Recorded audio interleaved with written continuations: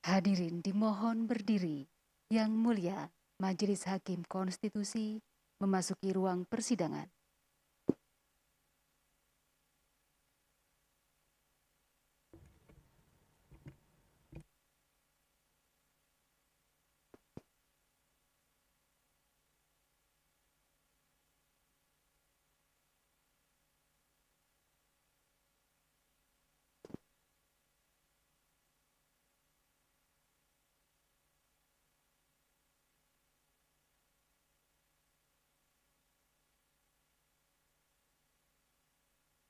Hadirin disilakan duduk kembali.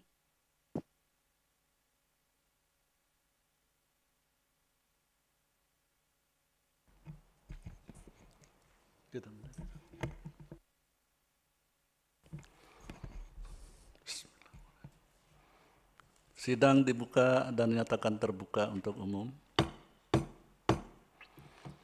Assalamualaikum warahmatullahi wabarakatuh.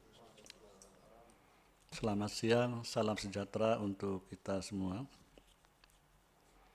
Sebelum sidang dilanjutkan, majelis menyampaikan permohonan maaf karena tadi harus menyelesaikan rapat permusyawaratan RPH dan tentu saja berakibat tertundanya persidangan ini untuk dimulai. Oleh karena itu, sekali lagi, majelis menyampaikan permohonan maaf.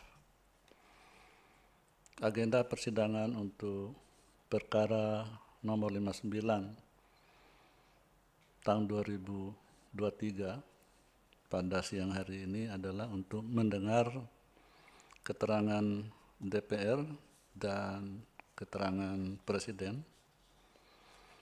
Untuk keterangan DPR akan disampaikan oleh yang terhormat Bapak Habibur Rahman. Dipersilakan langsung. Terima kasih.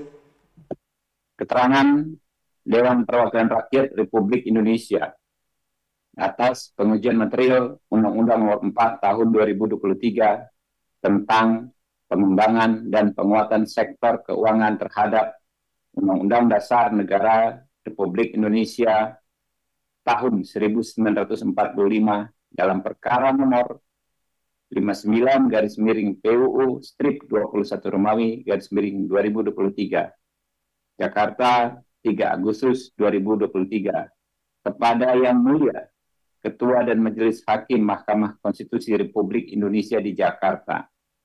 Dengan hormat, berdasarkan keputusan pimpinan DPR RI nomor 40 PIMP 2 Romawi / 2021 strip 2022, pimpinan Dewan Perwakilan Rakyat Republik Indonesia menguasakan kepada Ketua dan anggota Komisi 3 DPR RI hadir dalam persidangan ini saya sendiri, Dr. Habibur Rahman, SHMH, nomor anggota A77.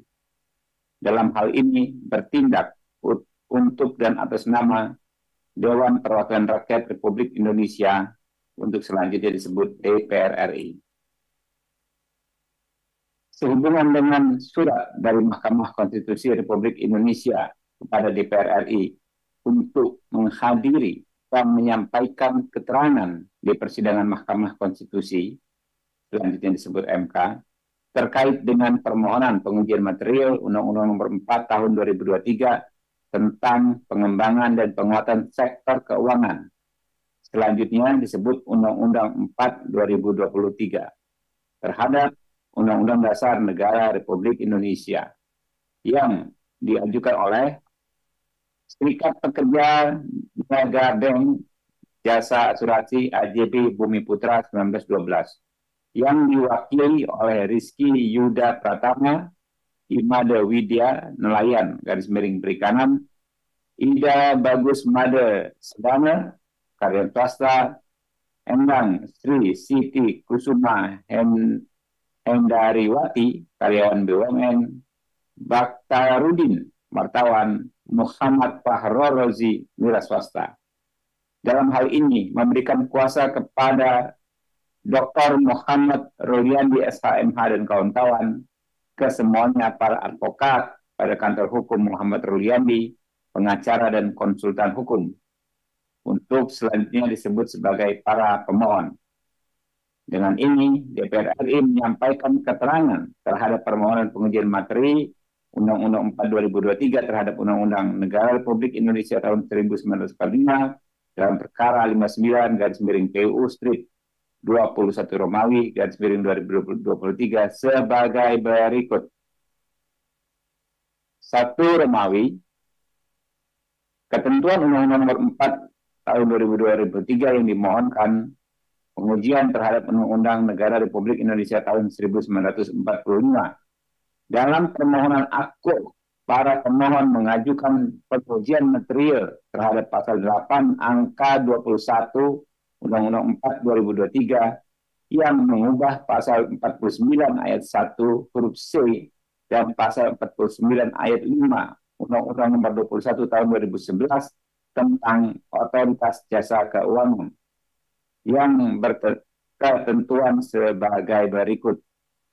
Pasal 8 angka 21 Undang-Undang 4/2003 yang mengubah pasal 48 ayat 1 huruf C Undang-Undang 21/2011, penyidik Otoritas Jasa Keuangan terdiri atas A, B, C pegawai tertentu yang diberi kewenangan khusus sebagai penyidik sebagaimana dimaksud dalam Kitab Undang-Undang Hukum Acara Pidana untuk melakukan penyidikan tindak pidana di sektor jasa keuangan.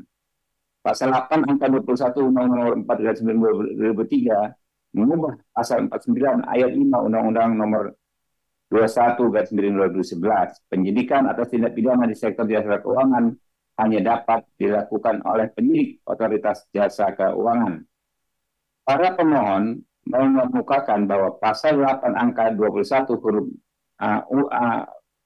Undang-Undang Nomor 4/2003 yang mengubah pasal 49 ayat 1 huruf C dan pasal 49 ayat 5 Undang-Undang Nomor 21 2011 bertentangan dengan pasal 1 ayat 3, pasal 28D ayat 1, pasal 30 ayat 4 Undang-Undang Negara Republik Indonesia 1945 yang berketentuan sebagai berikut dianggap dibacakan yang mulia, bahwa para pemohon menganggap hak dan atau kewenangan konstitusionalnya telah dirugikan akibat pemberlakuan ketentuan aku yang pada intinya sebagai berikut dianggap dibacakan yang mulia.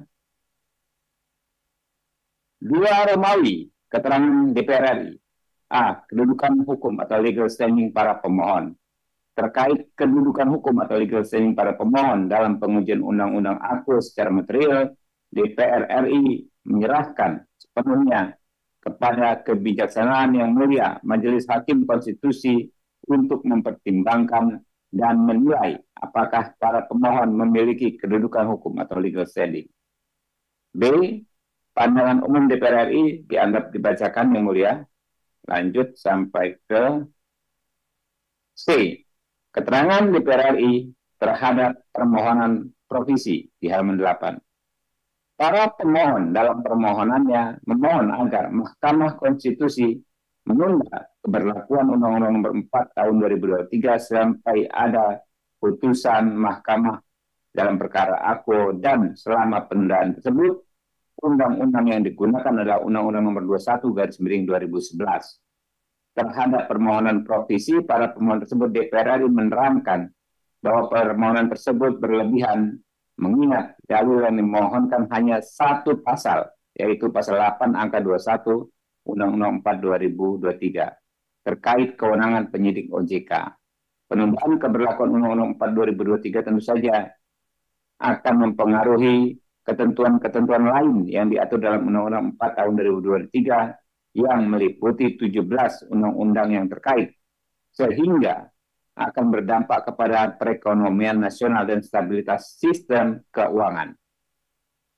Berdasarkan uraian tersebut di atas, maka DPR RI berpandangan permohonan provisi pada pemohon berlebihan dan tidak memiliki sebab akibat antara permohonan provisinya dengan pemberlakuan Undang-Undang aku.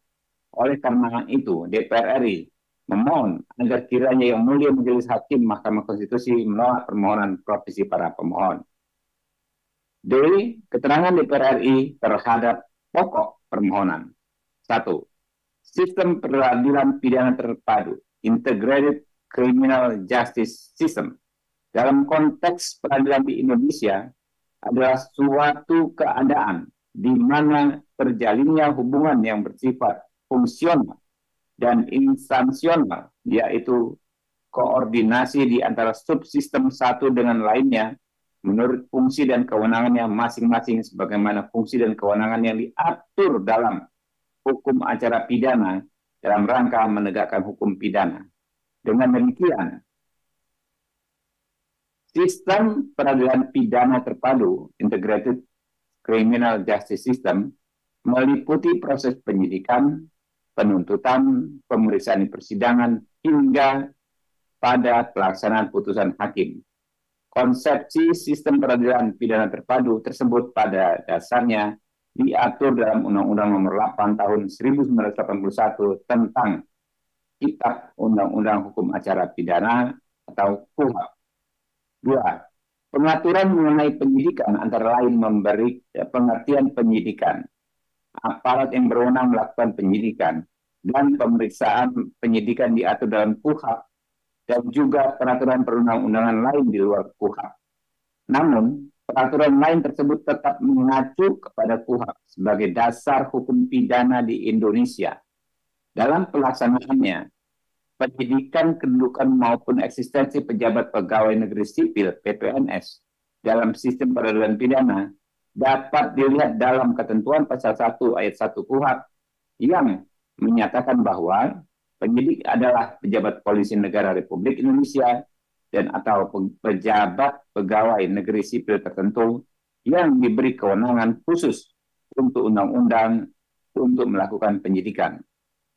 Selain dalam KUHP, keberadaan PPNS sebagai penyidik dinyatakan pula dalam Undang-Undang Nomor 2 Tahun 2002 tentang Kepolisian Negara Republik Indonesia atau Undang-Undang Polri dan peraturan perundang-undangan lain yang menjadi dasar hukum masing-masing PPNS untuk melakukan penyidikan.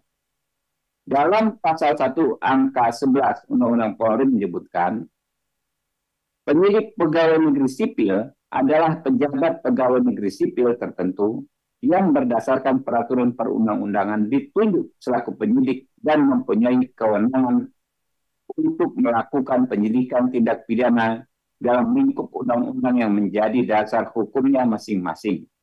Selanjutnya disebutkan dalam pasal 3 ayat 1 Undang-Undang Polri disebutkan pengemban fungsi kepolisian adalah Kepolisian Negara Republik Indonesia yang dibantu oleh A dan seterusnya B, penyidik pegawai negeri sipil. Dengan demikian, PPNS mendapatkan kewenangan penyidikannya terbatas sepanjang menyangkut tindak pidana yang diatur dalam undang-undang tersebut. Dan PPNS dalam proses penyidikan ada pada tataran membantu penyidik Polri, sehingga kendali dan proses penyidikan tetap pada institusi Polri, mengingat kedudukan institusi Polri sebagai koordinator pengawas atau Korwas. 3. Urgensi diangkatnya PPNS didasarkan pada adanya pengaturan mengenai suatu tindak pidana khusus dalam undang-undang dan penyidikan yang dilakukan memerlukan keahlian khusus, di mana jika tindak pidana tersebut ditangani oleh penyidik Polri, dimungkinkan terjadinya keterbatasan dalam penyidikan dan tindak pidana tersebut PPNS membantu. Polri sebagai pengemban fungsi kepolisian dan hanya berwenang melakukan penyidikan terhadap tindak pidana tertentu. Sesuai dengan ketentuan undang-undang yang menjadi dasar hukumnya, masing-masing dalam pelaksanaan tugasnya berada di bawah koordinasi dan pengawasan penyidik Polri. Pasal 7 ayat 2 KUHP. Mekanisme pelaksanaan koordinasi dan pengawasan yang dilakukan penyidik Polri terhadap PPNS bagaimana diatur dalam KUHP yaitu dianggap dibacakan yang mulia. Oleh karenanya, perspektif KUHP dapat dikatakan bahwa BPNS dalam menjalankan tugasnya sebagai penyidik harus berkoordinasi dengan penyidik Polri, dimulai pada tahap sebelum melakukan penyidikan sampai penyerahan berkas hasil penyidikan tersebut kepada penyidik Polri. 4. Terkait pengaturan penyidik dalam konteks penyidik yang berada dalam institusi otoritas jasa keuangan, dalam perkembangannya politik hukum pengaturan awalnya adalah pasal 49 ayat 1 Undang-Undang Nomor 21 Tahun 2011 sebagai berikut. Pasal 49. Selain pejabat Kepolisian Negara Republik Indonesia, pejabat pegawai negeri sipil tertentu yang lingkup tugas dan tanggung jawabnya yang meliputi pengawasan sektor jasa keuangan di lingkungan OJK diberikan kewenangan khusus sebagai penyidik sebagaimana dimaksud dalam Kitab Undang-Undang Hukum Acara Pidana. Berdasarkan ketentuan pasal 3 Peraturan OJK nomor 22/POJK.01/2015 tentang penyidikan tindak pidana di sektor jasa keuangan POJK 22, pengaturan bahwa pejabat penyidik Polri yang dimaksud adalah orang yang dipekerjakan di OJK, bukan penyidik yang ada di institusi Polri. Ketentuannya sebagai berikut. Pasal 3.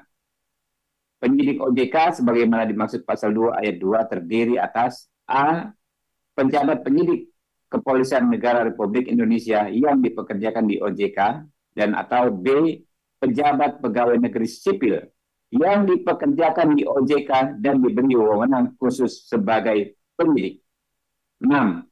Kemudian dalam pasal 8 angka 21 Undang-Undang 4 2023 mengubah pasal 49 ayat 1 Undang-Undang Nomor 21 2011 memperkenalkan bahwa pegawai tertentu menunjuk kepada pegawai OJK yang tidak berstatus PNS dapat juga menjadi penyidik bersama-sama dengan PPNS dan penyidik Polri untuk menyidik tindak pidana di sektor jasa keuangan dan menjadi satu kesatuan subsistem sebagai penyidik OJK sebagaimana diatur pasal 8 angka 21 Undang-Undang Nomor 4 Tahun 2023 yang mengubah pasal 49 ayat 1 Undang-Undang Nomor 21 ayat tahun 2011 sebagai berikut. Penyidik OJK terdiri atas A. Pejabat penyidik Kepolisian Negara Republik Indonesia, B. Pejabat pegawai negeri sipil tertentu, dan C. Pegawai tertentu yang diberikan kewenangan khusus penyidik sebagaimana dimaksud dalam Kitab Undang-Undang Hukum Acara Pidana untuk melakukan penyidikan tindak pidana di sektor jasa keuangan. Berdasarkan ketentuan pasal 8 angka 21 Undang-Undang 4 2023 yang mengubah pasal 49 ayat 4 Undang-Undang 21 tahun 2011 tersebut bahwa yang dimaksud dalam penyidik OJK selain penyidik Polri dan PPNS juga meliputi penyidik pegawai tertentu. Penyidik pegawai tertentu adalah pejabat atau pegawai tertentu yang bekerja di lingkungan OJK setelah mendapat izin dari Polri untuk diangkat oleh menteri yang menyelenggarakan urusan pemerintah di bidang hukum sebagai penyidik sesuai dengan ketentuan peraturan perundang-undangan. 7. Bahwa adanya penyidik OJK dari pegawai tertentu tersebut muncul karena tindak pidana atau hal-hal yang menyangkut pelanggaran tindak pidana atau tindak pidana di sektor jasa keuangan yang kompleks, dinamis, dan saling terkait antar subsektor keuangan, baik dalam hal produk maupun kelembagaan. Bahwa adanya kekhususan tersebut, maka permasalahan di sektor jasa keuangan perlu ditangani secara hati-hati oleh orang yang khusus dan ahli di bidangnya. Karena tindak pidana di sektor jasa keuangan sering melibatkan transaksi keuangan yang rumit dan terselubung. Aktivitas ilegal seperti insider trading, perdagangan orang dalam, manipulasi pasar, dan tindak kejahatan keuangan lainnya dapat terjadi dalam dengan tingkat kesulitan dan kompleksitas yang tinggi. Untuk mengatasi jenis tindak pidana ini diperlukan penyidik yang memiliki pengetahuan khusus tentang mekanisme keuangan, regulasi sektor keuangan, dan analisa keuangan yang mendalam. 8. Bahwa mengingat berdasarkan Undang-Undang Nomor 21 2011, sifat dari OJK merupakan lembaga negara yang independen dan bebas dari campur tangan pihak lain yang mempunyai fungsi tugas dan wewenang mengatur pengawasan, pemeriksaan, dan penyidikan. Sebagai lembaga negara yang independen, OJK memiliki kebebasan dalam pengambilan keputusan dan kebijakan tanpa campur tangan dari pemerintah. Oleh karena itu, maka kepegawaian OJK berhak menetapkan status kepegawaiannya berstatus pegawai non-ASN, namun berstatus pegawai OJK termasuk pegawai tertentu yang berstatus non-ASN. 9. Bahwa selanjutnya mengenai mekanisme koordinasi penyidikan OJK dengan pejabat penyidik Polri dijelaskan lebih lanjut dalam pasal 2 ayat 1 Peraturan Pemerintah Nomor 5 Tahun 2023 PP 5 2023 yang mengatur bahwa penyidik tindak pidana di sektor jasa keuangan terdiri atas A. Pejabat penyidik pada Kepolisian Negara Republik Indonesia, dan B. Penyidik Otoritas Jasa Keuangan. Kemudian dalam pasal 2 ayat 3 PP 5 2003 dinyatakan bahwa pejabat penyidik pada Kepolisian Negara Republik Indonesia sebagaimana dimaksud ayat 1 huruf A berwenang dan bertanggung jawab melakukan penyidikan tindak pidana di sektor jasa keuangan berdasarkan selanjutnya sesuai pasal 6 PP 5 2023 menyatakan pada intinya penyidik OJK dalam melaksanakan kewenangannya dan tanggung jawabnya berada di bawah koordinasi dan pengawasan Polri. Merujuk pada pendapat hukum MK terhadap pengujian Undang-Undang Nomor 21 2011 mengenai konstitusionalitas kewenangan OJK melakukan penyidikan tindak pidana di sektor jasa keuangan dalam pertimbangan hukum MK poin 3 101 putusan MK nomor 102 /PUU Strik 15 Romawi /2018 dianggap dibacakan yang mulia. Langsung ke bagian koordinasi dengan penyidik kepolisian sebagaimana dimaksud di atas dilakukan sejak diterbitkan surat pemberitahuan dimulainya penyidikan, pelaksanaan penyidikan sampai dengan selesainya pemberkasan sebelum pelimpahan berkas perkara kepada jaksa penuntut umum. Rasio desidensi pada pertimbangan tersebut ialah merupakan keharusan penyidikan yang dilakukan oleh penyidik OJK dikoordinasikan dengan penyidik Polri dan mulai sejak diterbitkannya SPDP sampai dengan pemberkasan sebelum pelimpahan berkas perkara kepada jaksa penuntut umum. 11. Penyidik OJK yang di dalamnya terdapat penyidik Polri yang ditugaskan di OJK dalam melaksanakan penyidikan tindak pidana sektor jasa keuangan harus tetap berada di bawah pengawasan dan koordinasi dengan pejabat penyidik Polri. Pejabat penyidik Polri yang merupakan bagian dari Integrated Criminal Justice System seharusnya juga dapat melakukan penyidikan tindak pidana di sektor jasa keuangan secara mandiri. 12. Dengan demikian, ketentuan pasal 8 angka 21 Undang-Undang 4 2023 yang mengubah pasal 49 ayat 5 Undang-Undang 21 2011 yang menyatakan penyidikan atas tindak pidana di sektor jasa keuangan hanya dapat dilakukan oleh penyidik otoritas jasa keuangan bertentangan dengan konsepsi Integrated Criminal Justice System sebagaimana diatur dalam 3 Romawi Petitum DPR RI terhadap pengujian pasal-pasal dalam permohonan AKPO, maka DPR RI menyerahkan sepenuhnya kepada kebijaksanaan Yang Mulia Majelis Hakim Konstitusi untuk mempertimbangkan dan menilai konstitusionalitasnya pasal aku dalam pengujian Undang-Undang 4/2023 terhadap Undang-Undang Dasar Negara Republik Indonesia tahun 1945.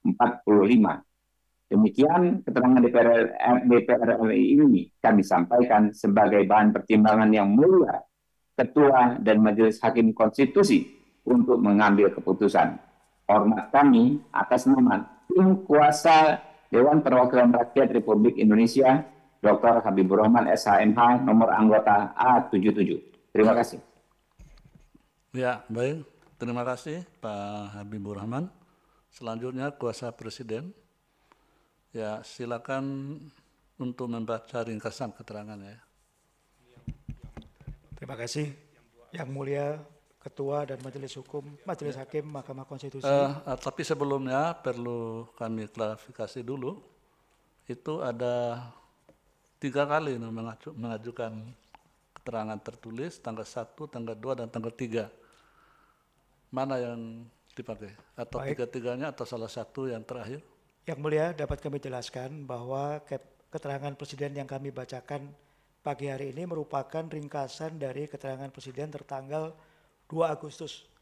Dan kemudian disampaikan pagi ini tanggal 3 Agustus sesuai tanda terima nomor 54 AP3. Barangkali itu Yang Mulia Ketua. Ya, jadi yang digunakan yang tanggal 2 Agustus ya? Tanggal 2 Agustus yang kami kirimkan tanggal 3 Agustus. Ya, baik. Terima kasih. Yang dibacakan ringkasannya ya? Terima kasih. Ya, baik. Ringkasan keterangan Presiden atas permohonan pengujian Undang-Undang Nomor 4 Tahun 2023 tentang pengembangan dan penguatan sektor keuangan terhadap Undang-Undang Dasar Negara Republik Indonesia tahun 1945. Yang Mulia Ketua dan Majelis Hakim Mahkamah Konstitusi, dalam kesempatan ini perkenan kami membacakan ringkasan keterangan Presiden sehubungan dengan permohonan pengujian Constitutional Review ketentuan pasal 49 ayat 1 dan ayat 5 dalam pasal 8 angka 21 Undang-Undang Nomor 4 tahun 2023 tentang pengembangan dan penguatan sektor keuangan.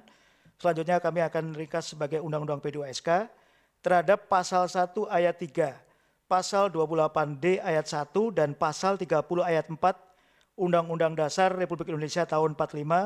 Selanjutnya akan disebut sebagai Undang-Undang Dasar 1945 yang dimuatkan oleh Dr. Muhammad Ruliandi SHMH dan kawan-kawan selaku kuasa hukum dari pemohon sesuai registrasi di Kepatidaan Mahkamah Konstitusi nomor 59 PUU 21 Romawi 2023. Yang Mulia Ketua dan Majelis Hakim Mahkamah Konstitusi, dalam permohonannya para pemohon menguji ketentuan pasal 49 ayat 1 dalam pasal 8 angka 21 Undang-Undang P2SK yang menyatakan. Ini ada 2 staf ahli di sini, yang mana yang bacakan ini? Perkenalkan Yang Mulia, kami staf ahli bidang jasa keuangan dan pasar modal. Pak Arief Wibisono ya? Ya, Yang Mulia. Oke. Terima kasih Yang Mulia. Terima Kami kasih. lanjutkan, izin. Pasal 41 angka 1 dalam pasal 8 angka 21 Undang-Undang P2SK yang menyatakan penyidik otoritas jasa keuangan terdiri atas pejabat penyidik kepolisian negara Republik Indonesia, pejabat pegawai negeri sipil tertentu dan pegawai tertentu yang diberi wewenang khusus sebagai penyidik sebagaimana dimaksud dalam Kitab Undang-Undang Hukum Acara Pidana untuk melakukan penyidikan tindak pidana di sektor jasa keuangan.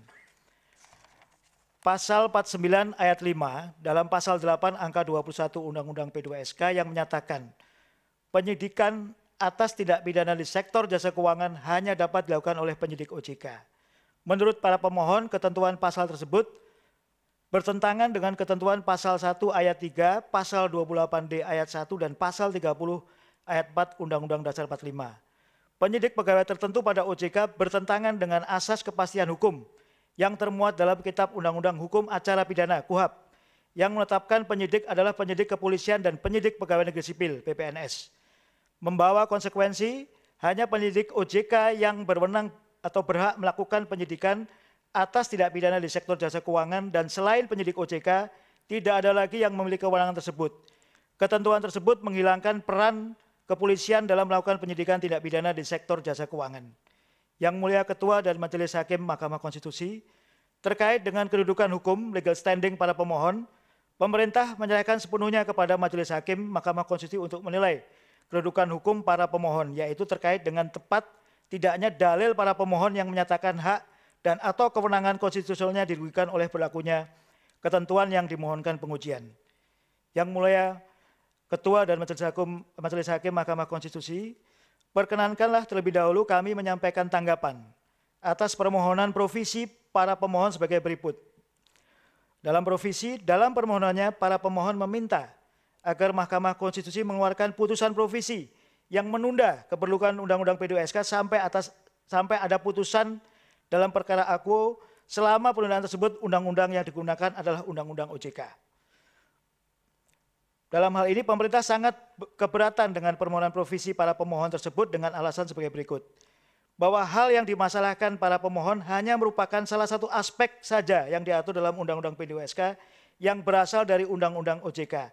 Bahkan yang dipersoalkan oleh para pemohon hanya satu pasal dalam Undang-Undang P2SK. Namun demikian yang dimohonkan oleh para pemohon adalah penundaan keberlakuan Undang-Undang P2SK secara keseluruhan. Kiranya hal ini merupakan hal yang berlebihan. Penundaan keberlakuan Undang-Undang P2SK secara keseluruhan sebagaimana dimohonkan oleh para pemohon tentu akan mempengaruhi keberlakuan ketentuan yang diatur dalam Undang-Undang P2SK yang berasal dari 17 undang-undang lain, sehingga dapat membahayakan perekonomian nasional dan atau stabilitas sistem keuangan. Selain itu, permohonan provisi dalam perkara pengujian undang-undang juga bertentangan dengan ketentuan pasal 58 Undang-Undang Mahkamah Konstitusi dan ketentuan pasal 76 dan 77 Peraturan Mahkamah Konstitusi nomor 2 PMK 2021 yang intinya undang-undang yang diuji oleh Mahkamah tetap berlaku sebelum ada putusan yang menyatakan bahwa undang-undang tersebut bertentangan dengan Undang-Undang Dasar. Berdasarkan uraian tersebut di atas, maka menurut pemerintah permohonan provisi para pemohon terlalu berlebihan dan tidak memiliki dasar hukum. Oleh karena itu, mohon agar Yang Mulia Majelis Hakim menolak permohonan provisi para pemohon. Yang Mulia dan Majelis Hakim Mahkamah Konstitusi, berikut perkenankan kami memberikan tanggapan penjelasan atas substansi permohonan para pemohon sebagai berikut. Dalam pokok perkara, 1. Tanggapan terkait pemberlakuan pasal 49 ayat 1 dan ayat 5 dalam pasal 8 angka 21 Undang-Undang P2SK bertentangan dengan ketentuan pasal 1 ayat 3, pasal 28D ayat 1 dan pasal 31 ayat 4 Undang-Undang Dasar 45. Dapat diuraikan sebagai berikut. Terjadinya proses globalisasi dalam sistem keuangan dan pesatnya kemajuan di bidang teknologi informasi serta inovasi finansial telah menciptakan sistem keuangan yang sangat kompleks, dinamis dan saling terkait antara subsektor keuangan baik dalam hal produk maupun kelembagaan. Adanya lembaga jasa keuangan yang memiliki hubungan kepemilikan di berbagai sektor keuangan atau kita sebut konglomerasi juga telah menambah kompleksitas transaksi dan interaksi antar lembaga jasa keuangan di dalam sistem keuangan. Kondisi ini menyebabkan regulasi yang didasarkan atas sektor menjadi tidak efisien karena adanya gap dalam regulasi dan supervisi. Pemberian kewenangan penyidikan kepada OJK merupakan original intent para pembentuk undang-undang, dalam hal ini adalah DPR dengan pemerintah. Kewenangan penyidik OJK tersebut sudah barang tentu untuk mengantisipasi perkembangan perekonomian yang semakin kompleks akibat perkembangan teknologi informasi, disrupsi teknologi, dan lain-lain. Penambahan unsur penyidik OJK dari pegawai tertentu kiranya sudah semestinya, mengingat penyidik tindak pidana yang kompleks di sektor keuangan memerlukan keahlian khusus. Bahwa ketentuan pasal 49 ayat 1 dalam pasal 8 angka 21 Undang-Undang P2SK sesuai dengan ketentuan pasal 1 ayat 3, pasal 28D ayat 1 dan pasal 30 ayat 4 Undang-Undang Dasar 45 mengingat Undang-Undang P2SK dibentuk oleh lembaga pembentuk undang-undang yaitu DPR dan pemerintah. Pembahasan ketentuan dibuat untuk mengantisipasi perkembangan perekonomian, khususnya perkembangan tindak pidana di sektor jasa keuangan. Pembaruan ketentuan secara tegas mengakui peran dan keterlibatan Kepolisian Negara Republik Indonesia untuk selanjutnya disebut Polri dan kementerian lembaga lainnya sesuai dengan tugas dan fungsinya. Selanjutnya terkait dengan pasal 49 ayat 5 dalam pasal 8 angka 21 Undang-Undang P2SK sejalan dengan ketentuan pasal 1 ayat 3 Undang-Undang Dasar 45 dan pasal 28D ayat 1 Undang-Undang Dasar 45 mengingat Polri tetap dapat menjalankan fungsi dan kewenangannya dalam melakukan penyidikan tindak pidana di sektor jasa keuangan serta menjalankan fungsi sebagai koordinator dan pengawasan penyidikan sesuai KUHAP. Hal ini ditegaskan dalam peraturan turunan Undang-Undang P2SK yang telah diterbitkan, yaitu pasal 2 ayat 3 Peraturan Pemerintah Nomor 5 Tahun 2023 tentang penyidikan tindak pidana di sektor keuangan yang untuk selanjutnya kami akan sebut sebagai PP 5 Tahun 2023. Teknis pelaksanaan penyidikan sudah diatur dalam pasal 7 dan pasal 8 PP 5 2023, termasuk koordinasi antara penyidik OJK dan penyidik Polri. Selain itu, ketentuan pasal 49 ayat 5 dalam pasal 8 angka 21 Undang-Undang P2SK sesuai dengan ketentuan pasal 30 ayat 4 Undang-Undang Dasar 45, karena Undang-Undang P2SK dalam penyelenggaraannya juga wajib berdampingan dengan hukum positif lain yang ada, seperti Undang-Undang Kepolisian dan KUHAP. Dengan demikian, pasal 49 ayat 5 dalam pasal 8 angka 21 Undang-Undang PSK tidak dimaksudkan untuk bertentangan dengan pasal 30 ayat 4 Undang-Undang Dasar 45. Bahkan dalam penyidikan Undang-Undang P2SK secara tegas mengakui perlunya peran dan keterlibatan Polri. Hal ini terlihat pada pasal 49 ayat 6 dalam pasal 8 angka 21 Undang-Undang P2SK yang mengamanatkan dalam melaksanakan penyidikan sebagaimana dimaksud pada ayat 5, OJK berkoordinasi dengan Kepolisian Negara Republik Indonesia. Terkait dengan pemohon, penyidik pegawai tertentu pada OJK bertentangan dengan asas kepastian hukum, dapat disampaikan bahwa penyidik pegawai tertentu pada OJK tidak bertentangan dengan asas kepastian hukum yang termuat dalam KUHAP. Bahwa penyidikan tindak pidana sektor jasa keuangan melibatkan transaksi yang rumit dan terselubung. Selain itu, tindakan kejahatan keuangan dapat terjadi dengan tingkat kesulitan dan kompleksitas yang tinggi. Untuk mengatasi jenis tindak pidana ini, diperlukan penyidik yang memiliki pengetahuan khusus tentang mekanisme keuangan, regulasi sektor keuangan, dan analisis keuangan yang mendalam. Dengan demikian, penyidikan OJK yang sebagaimana diatur dalam Undang-Undang PSK kiranya merupakan leg spesialis dari penyidikan tindak pidana umumnya sebagaimana diatur dalam KUHAP. Hal tersebut diatur secara khusus dalam Undang-Undang P2SK yang sejalan dengan prinsip lex specialis derogat legi generalis. Berdasarkan pasal 49 ayat 1 dan ayat 4 dalam pasal 8 angka 21 Undang-Undang P2SK, pegawai di lingkungan OJK dapat diangkat oleh menteri yang menyelenggarakan urusan pemerintahan di bidang hukum sebagai penyidik OJK dan pegawai tertentu sesuai dengan ketentuan peraturan perundang-undangan. Adanya penyidik OJK dari pegawai tertentu tersebut dimaksudkan untuk memperkuat kewenangan dan kompetensi penyidik OJK dalam melakukan penyidikan tindak pidana di sektor jasa keuangan yang memiliki kompleksitas dan karakteristik tersendiri serta dengan spektrum yang sangat luas dengan berbagai model tindak pidana. Selanjutnya, berkenaan dengan penyidik pegawai tertentu pada OJK dapat kami sampaikan penjelasan.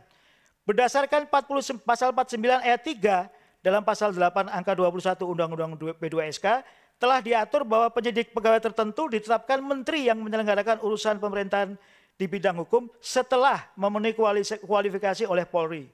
Selanjutnya, pasal 49 ayat 4 dalam pasal 8 angka 21 Undang-Undang P2SK mengatur bahwa administrasi pengangkatan, pemindahan, pemberhentian, dan pelantikan penyidik dilaksanakan oleh kementerian yang menyelenggarakan urusan pemerintahan di bidang hukum.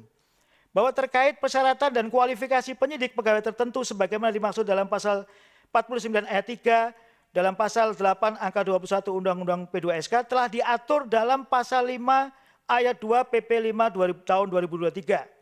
Selanjutnya, mengenai pengangkatan penyidik pegawai tertentu diatur lebih lanjut dalam pasal 16 PP 5 2003 yang kami bacakan sebagai berikut. Pasal 16 ayat 1, pada saat peraturan pemerintah ini berlaku, selain penyidik OJK sebagai dimaksud pada dalam pasal 2 ayat 2, huruf A dan huruf E, dalam jangka paling lama 5 tahun atau sesuai kesepakatan antara OJK dan Kepolisian Negara Republik Indonesia, pegawai negeri sipil dapat diangkat sebagai penyidik OJK yang merupakan pegawai tertentu. Pasal 16 ayat 2, pegawai tetap OJK dapat diangkat sebagai penyidik OJK setelah jangka waktu 5 tahun sejak PP ini berlaku atau sesuai jangka waktu yang disepakati oleh OJK dan Kepolisian Negara Republik Indonesia.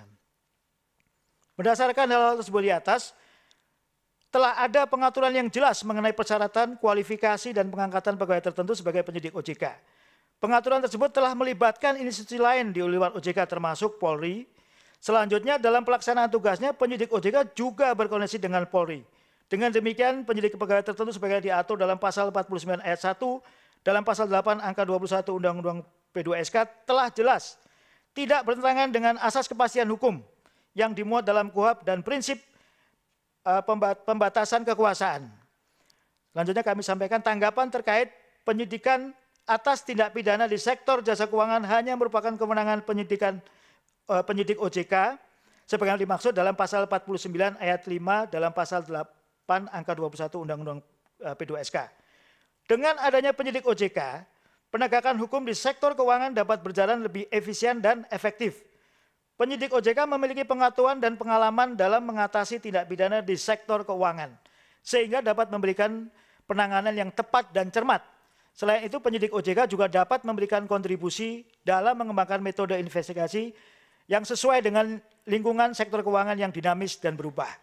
Bahwa ketentuan dalam pasal 49 ayat 5 dalam pasal 8 angka 21 Undang-Undang PSK sesungguhnya tidak menghilangkan atau mengurangi kewenangan Polri sebagai penyidik umum sebagaimana diatur dalam KUHP.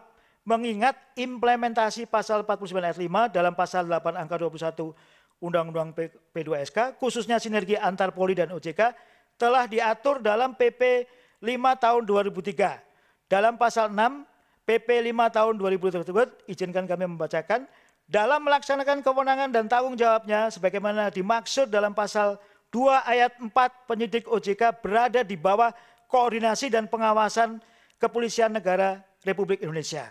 Hal tersebut menyampaikan bahwa Polri dan OJK terdapat koordinasi dalam melaksanakan penyidikan dan memproses penyelesaian tindak pidana di sektor jasa keuangan. Sinergi antar lembaga ini merupakan kunci upaya penegakan hukum yang berhasil di sektor keuangan. Penyidik OJK harus bekerja sama dengan Polri untuk mengoptimalkan sumber daya dan memastikan penegakan hukum yang komprehensif terintegrasi dalam sektor keuangan. Oleh karena itu, tidak ada pembatasan, pemusatan wewenang, penyidikan hanya pada penyidik OJK saja, tetapi juga melibatkan Polri dan instansi lainnya sesuai dengan tugas dan fungsinya. Dengan demikian, berdasarkan Undang-Undang P2SK dan PP 5 tahun 2023, penyidik Polri dapat melakukan penyidikan atas tindak pidana di sektor jasa keuangan yang dilaporkan oleh para pemohon.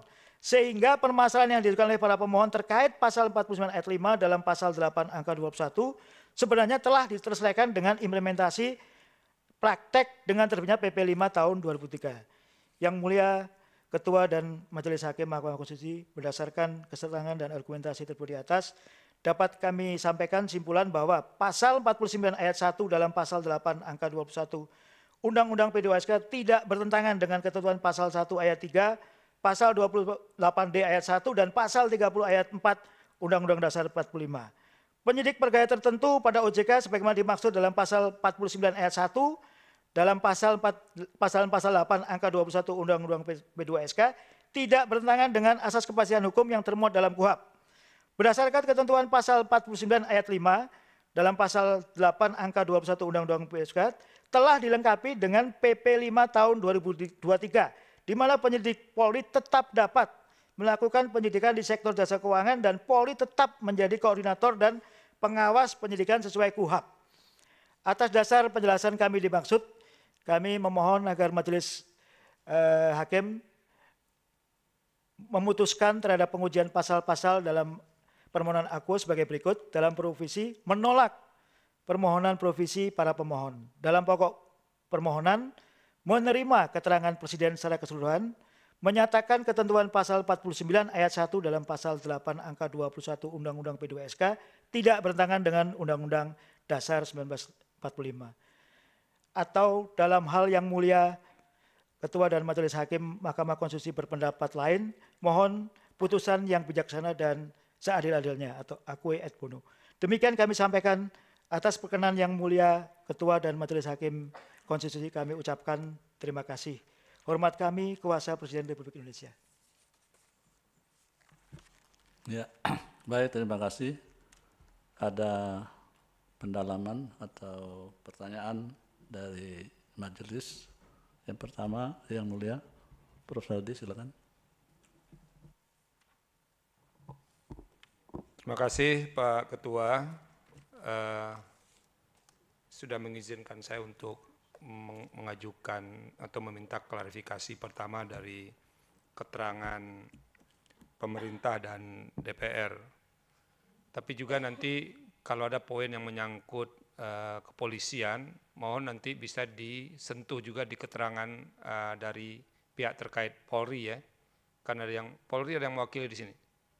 Ya, tolong diperhatikan juga. Pertama,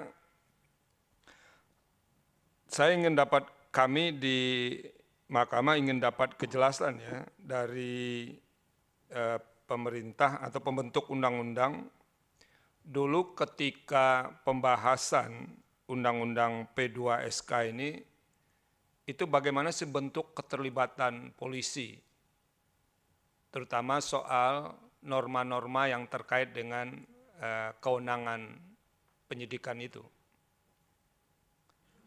Kalau misalnya ada pembicaraan, tolong kami disampaikan juga apa sih sebetulnya yang dibahas oleh pemerintah dan OJK lah dengan pihak kepolisian terkait dengan soal penyidikan.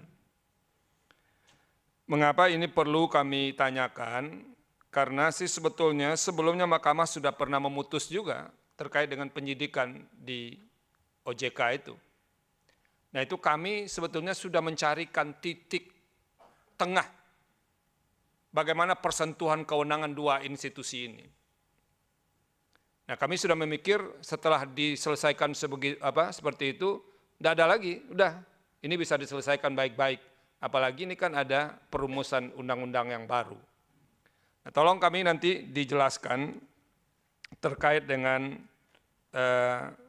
keterlibatan kepolisian dalam pembahasan ini, karena ini kan juga bagian dari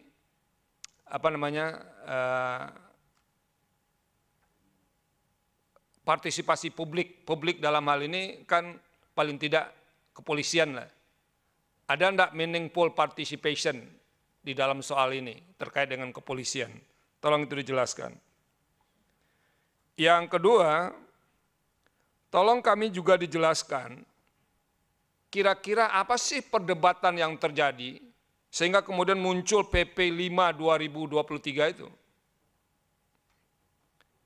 Yang kalau kita baca substansinya, itu kan sebagian mengoreksi substansi Undang-Undang P2SK itu.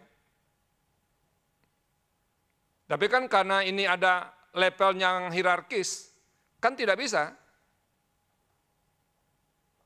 Nah itu tolong juga dijelaskan, dan nanti kepolisian juga menjelaskan terkait dengan soal yang ini. Karena baik langsung maupun tidak langsung sebetulnya sudah ada sih upaya yang diantisipasi terkait dengan kewenangan penyidikan yang dimiliki oleh polisi. Tapi dari hierarki bentuk hukumnya kan tidak cocok.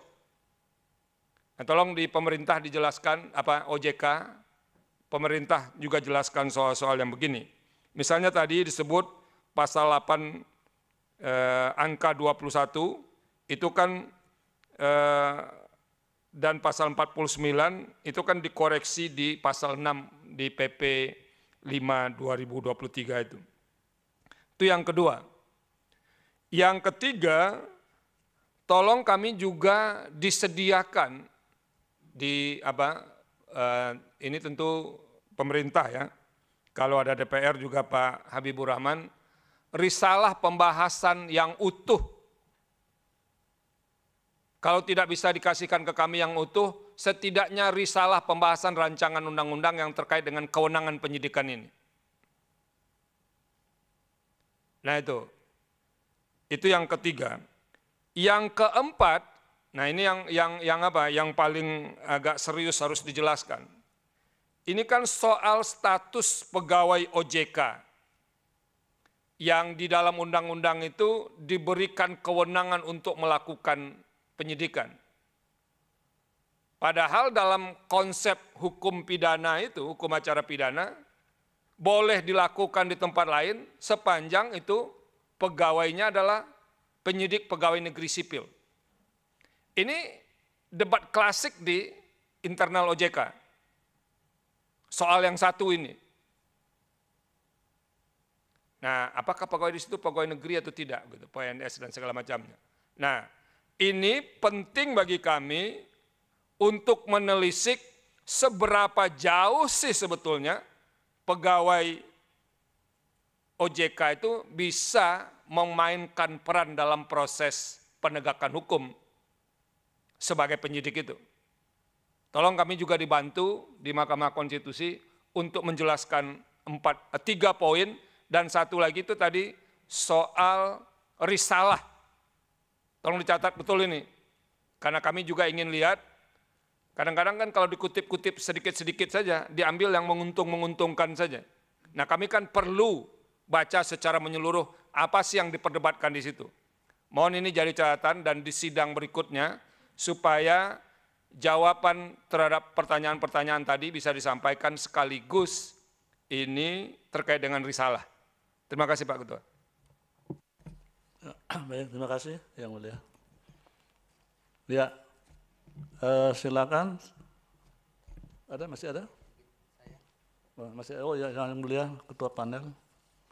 Bukan prop, terus enggak diberi kesempatan. Silakan. Terima kasih Pak Ketua. Ya, saya melengkapi saja apa yang disampaikan Pak Prof. Saldi, masih terkait dengan masih minta penjelasan lebih lanjut berkaitan dengan keterangan yang diberikan oleh DPR dan pemerintah. Untuk Pak Habib, saya apresiasi bahwa isu konstitusionalitas norma yang diujikan ini pada akhirnya diserahkan kepada MK untuk menilainya. Berbeda dengan apa yang disampaikan oleh pemerintah, clear bahwa sudah mendeklar norma yang dimohonkan pengujian adalah konstitusional. Dan nanti MK bisa mempertimbangkan semuanya. Memang kalau mencermati pelipiran-pelipiran argumen yang disampaikan DPR maupun pemerintah, khususnya pemerintah, memang pada bagian-bagian itu memang kita tidak pungkiri. Persoalan bahwa OJK mempunyai kewenangan penyidikan di sektor jasa keuangan itu sudah selesai. Koordinasi juga sudah selesai, Pak. Nah, persoalan hari ini adalah kenapa undang-undang yang terbaru ini, pasal yang diuji itu kemudian menghapus kewenangan penyidikan oleh kepolisian itu, karena hanya itu. Kontrarionya begitu. Kalau tidak, pasti tidak akan ada pengujian seperti itu. Padahal roh putusan MK tahun 2018 itu adalah semangatnya memberikan penekanan koordinasi itu karena memang dua-duanya kita pandang mempunyai kewenangan untuk melakukan penyidikan. Oleh karena itu muncul nomenklatur koordinasi. Kalau hari ini kemudian kepolisian sudah tidak lagi mempunyai kewenangan untuk melakukan penyidikan perkara-perkara pada jasa sektor keuangan, sektor jasa keuangan, apalagi relevansi koordinasi itu? Kalau tidak hanya sekedar kantor pos saja nanti penyidik kepolisian atau Mabes Polri itu. Kalau tidak tukang stempel saja. Itu Pak. Seperti kalau kita bisa mereverse kewenangan KPK, kepolisian dan kejaksaan. Kenapa mereka membuat SKB yang outcome-nya adalah supervisi dan koordinasi? Karena mereka adalah mempunyai kewenangan yang sama sehingga untuk menghindari adanya overlapping, siapa yang lebih dulu melakukan penyidikan, supaya kemudian kewenangan yang lain kemudian tidak melakukan penyidikan double, itulah dibuka SKB itu. Nah, dalam posisi hari ini antara kepolisian dan OJK tentunya koordinasi harus dimaknai seperti itu. Ada perintah dari Mahkamah Konstitusi dalam putusan 2018 itu karena memang koordinasi itu dimaknai bahwa dua lembaga ini mempunyai kewenangan yang sama untuk penyidikan di jasa sektor keuangan itu. Nah, oleh karena itu saya mohon ditambahkan nanti Pak Habib, saya mohon ditambahkan begini. Ada undang-undang KUHP rumah besarnya. Kemudian untuk melaksanakan KUHP ada PP 27/1983. Kemudian ada juga undang-undang kepolisian yang di sana mengatur secara jelas bahwa penyidikan itu sebenarnya kewenangan besarnya milik siapa. Ini undang-undang loh. Kemudian posisi penyidik pegawai negeri sipil itu ada di mana? Ada sebagai apa di Undang-Undang Kepolisian? Kalau tidak di pasal 3 kalau tidak salah. Itu adalah membantu kepolisian ketika mengemban fungsi kepolisian itu, menjalankan tugas kepolisian itu. Kalau tidak salah ada Polsus, ada Swakarsa ya, Pam Swakarsa, kemudian PPNS. Itu salah satu tugasnya adalah membantu tugas pokok kepolisian. Kemudian di pasal 14 ayat atau huruf G mengatakan bahwa kepolisian mempunyai tugas melakukan penyidikan semua jenis tindak pidana, baik yang diatur di dalam KUHAP maupun hukum acara yang lainnya. Itu.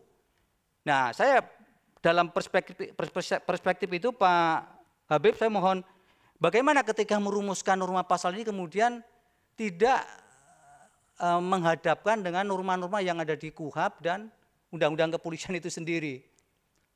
Nah, akhirnya kan kemudian kehilangan relevansi koordinasi supervisi itu kalau kemudian hari ini kewenangan penyidikan kepolisian dihilangkan.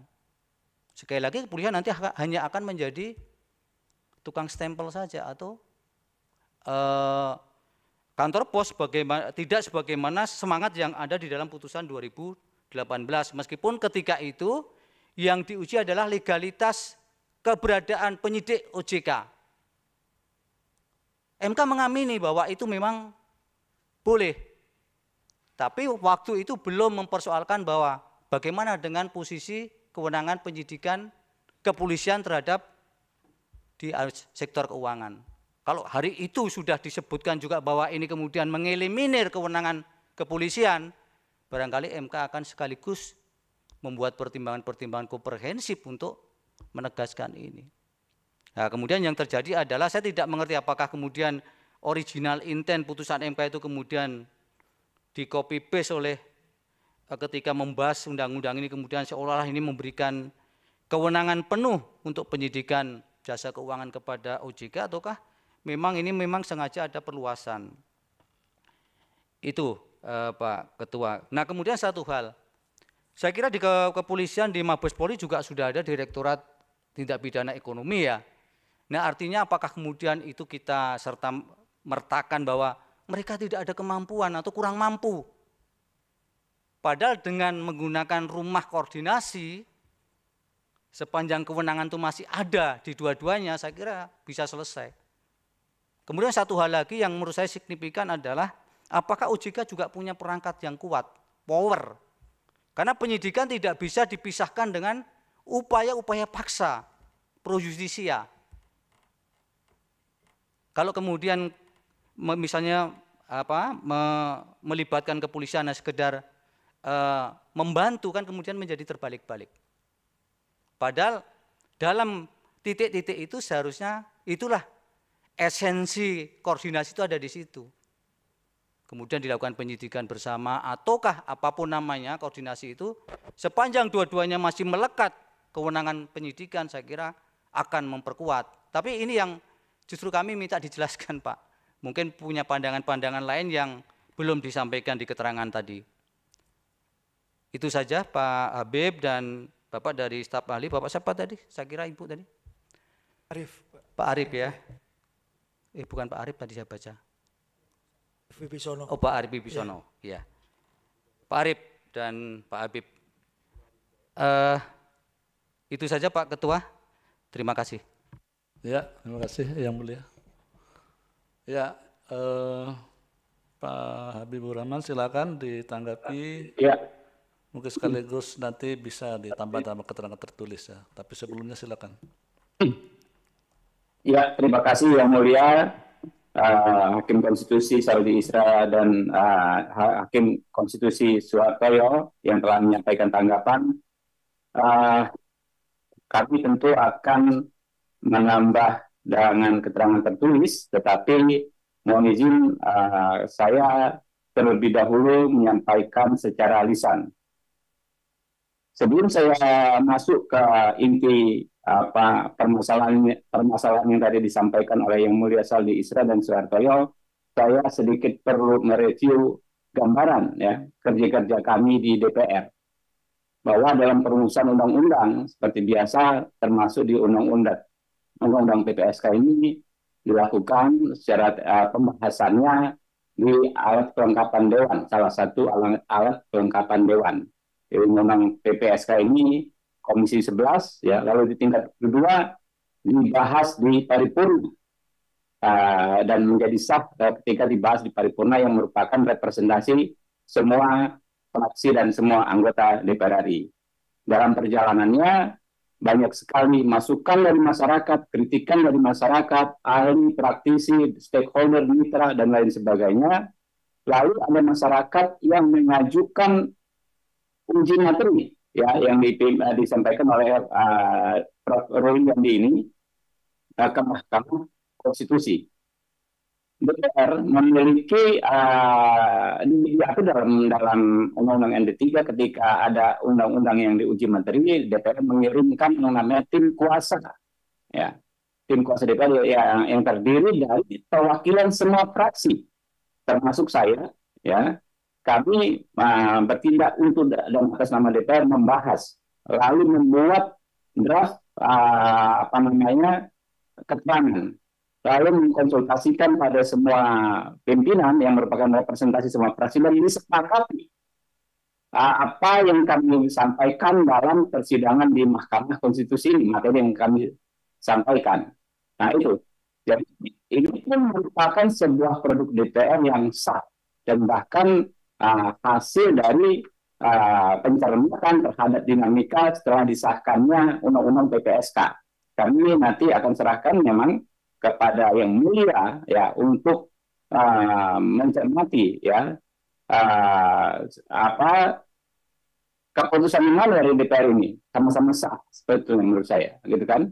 Nah, lalu terkait pertanyaan dari Prof. Saldi Isra, ya yang pertama soal PP. Secara de facto memang kami juga mendapatkan masukan dari masyarakat ya soal PP ini. PP ini jalan, Prof, de facto. Kenapa? Karena semua orang juga tahu PP itu levelnya di bawah undang-undang. Sehingga banyak sekali masukan dari mitra kami juga dari masyarakat perkara yang ditolak kejaksaan. Karena persoalan yang dijadikan dasar hukumnya PP ini yang dianggap berbeda tonnya dengan undang-undang, gitu kan? Jadi itu nggak bisa, ya nggak perlu kita tunggu, memang faktanya seperti itu. Dan tugas kami adalah memang menyampaikan fakta-fakta yang kami temui, ya baik dalam keterangan yang tertulis maupun dalam keterangan secara lisan seperti ini. Terkait juga apa yang disampaikan Prof. Soehartoyo soal relevansi KUHP dengan aturan-aturan terkait hukum acara di luar KUHP. Sepemahaman kami, KUHP itu adalah induknya hukum acara pidana kita. Jadi hukum acara apapun ya di luar KUHP harus senantiasa mengacu dan tidak boleh bertentangan dengan KUHP. Mungkin itu lebih lanjut nanti akan disampaikan secara tertulis yang mulia. Terima kasih. Ya, baik. Terima kasih Pak Habibur Rahman. Selanjutnya dari kuasa Presiden, sebelum ditanggapi secara tertulis dalam keterangan tambahan, mungkin ada catatan. Silakan. Terima kasih Yang Mulia. Terima kasih juga pertanyaannya anggota Mahkamah Konstitusi Prof. Saldi dan Prof. Soehartoyo. Kami mungkin akan secara tertulis agar lebih komprehensif. Dan juga mungkin akan ada keterangan tambahan dari kami. Barangkali itu. Ya, baik. Terima kasih. Dan dengan demikian sidang hari ini sudah selesai. Selanjutnya sidang ditunda hari Senin tanggal 28 Agustus 2023 jam 11.00 WIB dengan agenda mendengar keterangan pihak terkait kepolisian dan pihak terkait OJK. Sekali lagi, hari Senin 28 Agustus 2023 jam 11.00 WIB. Dengan demikian sidang selesai dan ditutup. Terima kasih. Hadirin dimohon berdiri. Yang Mulia Majelis Hakim Konstitusi meninggalkan ruang persidangan.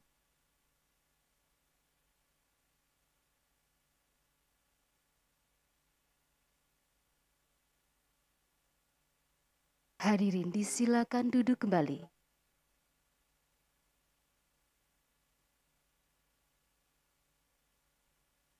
Hadirin yang kami hormati, demikianlah persidangan untuk perkara nomor 59 PUU 21 Romawi 2023 telah selesai.